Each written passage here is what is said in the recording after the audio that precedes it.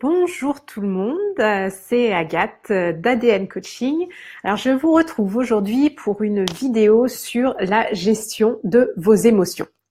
Alors, pourquoi j'ai eu l'idée de faire cette vidéo? J'aime toujours vous expliquer le contexte qui fait que j'ai eu envie de partager avec vous là-dessus. Alors, ce matin, c'était le dernier jour où, en fait, notre fils cadet, Auguste, allait chez sa nounou, puisque la semaine prochaine, il sera en vacances. Et puis, après, à la rentrée, il rentre en petite section de maternelle. Donc, c'était la dernière fois où on emmenait Auguste chez la nounou ce matin, et Auguste lui a offert un petit cadeau voilà pour la remercier pour tout, et la nounou s'est mise à pleurer. Ce qui moi aussi a créé une certaine émotion et j'ai eu beaucoup de larmes dans les yeux. Et elle a eu une parole qui a vraiment fait tilt pour moi, parce qu'elle a dit je m'étais pourtant promis de ne pas pleurer ce matin. Et là, moi, je me suis vraiment dit, c'est dingue, parce que non seulement on sentait vraiment au moment où les larmes sont arrivées, la tristesse est montée, où elle essayait de se retenir de pleurer, et en plus, la parole qu'elle nous disait signifiait qu'elle avait pensé à la situation qui risquait de se passer aujourd'hui et qu'elle s'était déjà programmée en se disant il faut surtout pas que je pleure. Et l'émotion, la tristesse, qu'est-ce que c'est? C'est une des 6 émotions primaires. C'est quelque chose de naturel. C'est quelque chose que c'est votre corps qui répond à justement à une émotion, à un stimulus, et ce sont des choses qui sont naturelles. Alors, dans les émotions primaires, étonnamment, on a seulement la joie, qui est une émotion positive, entre guillemets positive. Enfin non, la joie est une émotion positive, mais après, les 5 autres émotions sont plutôt des émotions qu'on va avoir tendance à penser comme négatives, puisqu'on a la tristesse, on a la peur, on a la colère, on a le dégoût et la surprise, qui peut être une surprise joyeuse ou angoissante. Donc là, je dirais que la surprise se situe un petit peu entre les deux. Mais c'est vrai qu'on a quand même 4 émotions primaires qui sont des émotions que aujourd'hui dans notre société on considère comme des émotions négatives. Et ce que j'avais envie de partager avec vous aujourd'hui, c'est de vous dire non, il ne faut pas essayer de contrôler vos émotions. Il faut apprendre à les gérer. Il ne faut pas surréagir quand on a une émotion qui monte en nous, mais il faut les accepter. Il faut accueillir.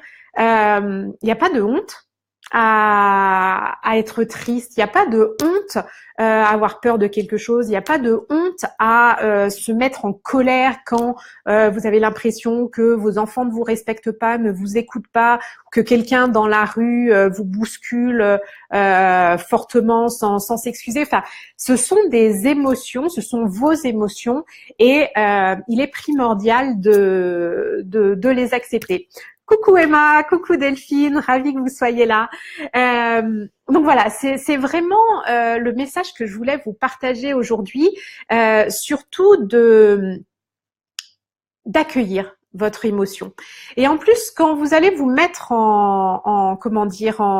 justement en mode accueil, quand vous sentez, moi par exemple, la tristesse, je la sens vraiment monter en moi, et j'ai eu très longtemps tendance à justement bloquer la tristesse. Je suis quelqu'un d'assez émotive, d'assez sensible, et je peux pleurer très très facilement.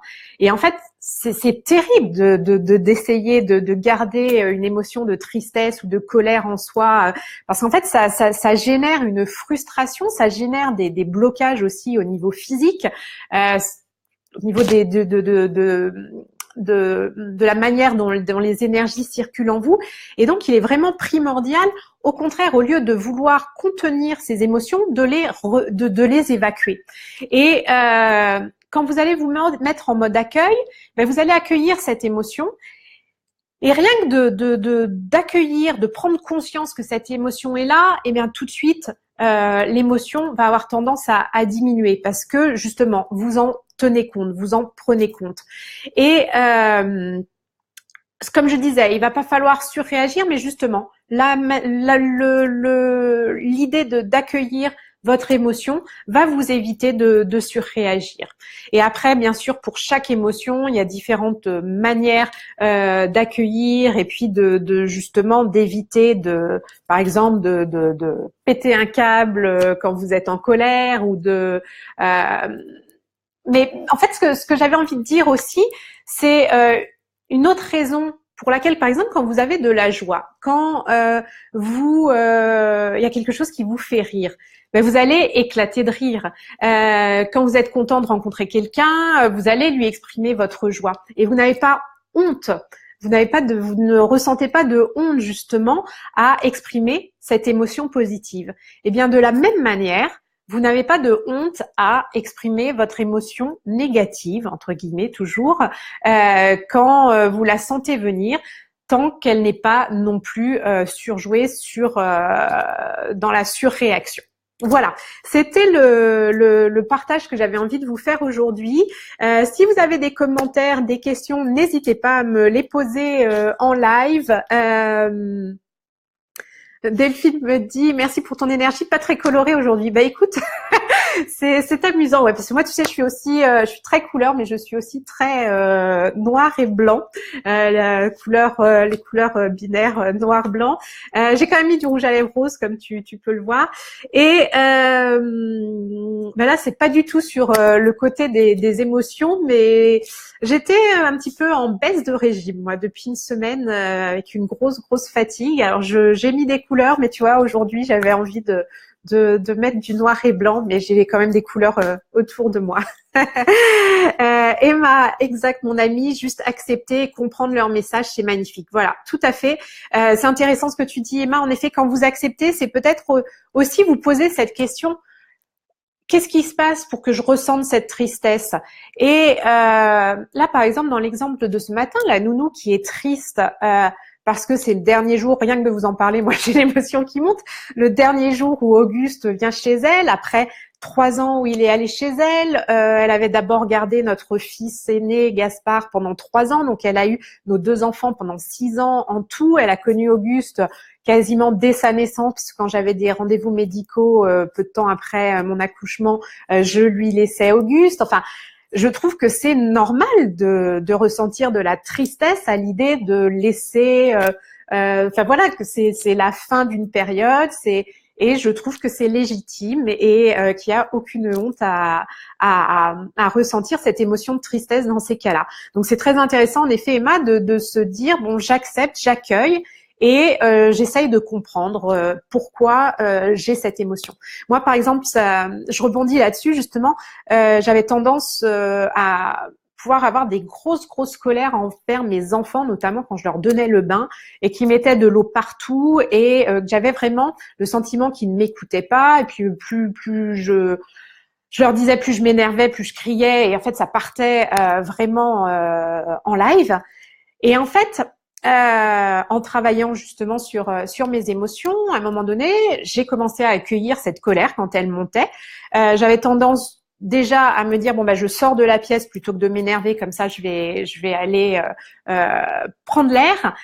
Oui, autre chose que j'ai oublié de vous dire, c'est n'hésitez pas aussi à prendre une grande respiration au moment où cette émotion monte. Et en fait moi, ce qui a été très aidant justement quand j'ai travaillé sur ma colère, c'est d'identifier pourquoi je me mettais en colère à ce point-là. C'était pas parce qu'il y avait de l'eau partout, c'était pas parce que il chahutait dans le bain. En fait, c'était quand je me sentais pas écoutée et j'ai vraiment déterminé que dans ces cas-là, j'avais le sentiment que mes enfants me manquaient de respect. Je ne me sentais pas respectée et c'était ça qui me faisait partir en live, qui me faisait sortir de mes gonds. Et en fait, à partir du moment où j'ai déterminé que c'était ça, ben j'ai réussi déjà moi à travailler là-dessus, sur le besoin d'être respectée dans ce type de situation. Et puis, j'ai changé la manière de parler aux enfants quand je leur demandais des choses. Et puis, et les choses se sont améliorées. Donc, c'est vrai qu'il est primordial de comprendre aussi pourquoi vous ressentez cette émotion. Delphine, moi aussi, c'est le creux de la vague et des émotions qui débordent. Ton live arrive parfaitement. Bah, tu vois, il y a pas de hasard, c'est ce que je dis toujours. Moi, j'ai vraiment eu une semaine. D'ailleurs, vous avez pu peut-être le remarquer où j'ai pas été très très présente. J'ai pas fait beaucoup de Facebook Live parce que j'avais vraiment une baisse de régime et je dormais pas très bien. Je me réveillais fatiguée. Bon, on va pas repartir là. C'est pas le sujet dans les chronotypes. J'ai toujours du mal à me lever, mais là vraiment énormément. Et puis bon, je pense qu'il y a eu les changements de climat encore qui n'ont pas aidé. Alors aujourd'hui, il y a plus de soleil. Puis j'ai eu j'ai eu des bonnes prises de conscience hier, donc je me sens bien boostée aujourd'hui. Mais c'est vrai que je trouve que les énergies, puis je parle avec beaucoup de gens, les gens sont fatigués en ce moment et je pense que les énergies nous secouent un petit peu et qu'on est très fatigué en ce moment. Et en effet, et comme toi, les émotions du coup ont tendance à remonter. C'est vraiment quand on est fatigué, justement, on se laisse un peu plus aller, on est plus dans le lâcher prise de ce côté-là, et nos émotions vont avoir tendance à sortir plus facilement. Emma, utiliser l'intelligence émotionnelle nous permet de mieux nous accepter, nous comprendre et nous épanouir. Tout à fait, parce que quand moi vraiment je parle, et là je parlais encore avec une de mes amies hier qui est maman et qui avait de la colère envers sa fille et qui avait un peu un sentiment de honte de se mettre en colère, et ce que je lui disais, n'aie pas honte, accepte-le, comprends pourquoi tu es en colère, et c'était la même chose que moi, elle se sentait pas respectée dans ces moments-là, et du coup ça aide beaucoup plus à s'accepter soi-même aussi. Quand on accepte nos émotions, on s'accepte soi-même, et c'est bon pour l'estime de soi, la confiance en soi, l'amour qu'on se porte, toujours ce que je dis. C'est la même chose quand on accepte nos émotions, on est tendre avec nos émotions, on est tendre avec nous-mêmes, et on a moins tendance à culpabiliser, à s'accabler, voilà. Donc c'est toujours aussi dans l'idée du cercle vertueux positif, et voilà, acceptez vos émotions, que ce soit de la joie, de la tristesse, de la colère, de la peur, de la surprise, mais vraiment acceptez vos émotions. Puis je pense que ce sera intéressant justement aussi que je fasse d'autres Facebook Live sur chacune des émotions. Voilà, ça me vient en live, voilà, ça me donne envie de partager avec vous là-dessus très prochainement. Voilà, écoutez, je vous souhaite une très belle journée, une bonne réflexion sur tout ça. Si vous regardez le Facebook Live en décalé, si vous regardez le replay, n'hésitez surtout pas à me poser vos questions, me faire part de vos commentaires sous la vidéo. Moi, je peux toujours y répondre par la suite.